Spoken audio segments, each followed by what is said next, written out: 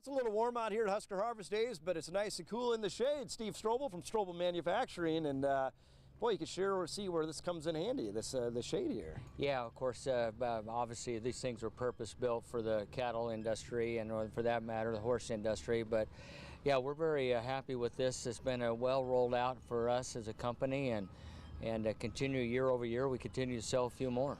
What do you call this this shade here? We call this the Strobel Super Shade. It's one of the largest in the industry right now out there, and again, purpose-built for cattle. Is this something that's used on a feedlot or a cow-calf operation, or where do you see this kind of fitting in? We've certainly had a lot of success in the cattle industry, the feeders. Well, I've seen it in the horse industry also, but yeah, even the cow-calf operation.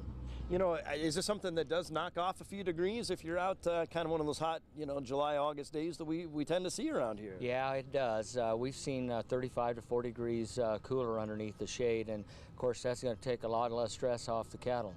And is something like this as portable? Is something that once it's kind of placed, it's there? How does that kind of work? Yeah, we would call it portable. This base that we're setting on here right now is purpose-built for. There's a couple features that we have on this that I'm not sure the rest of the industry has. The fork pockets and then the pull lugs that we have on the side. So it can be pulled around in the feedlot if it needs to be. So if somebody was moving around or moving some cattle somewhere else, this is something that you could repurpose and use. You could pick it up and move it somewhere else. Yeah, of course. Yeah, and this thing is about 3 ton that we have here.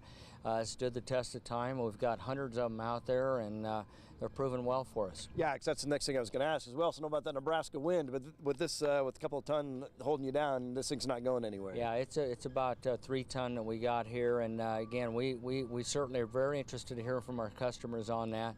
But we've been able to prove the test of time.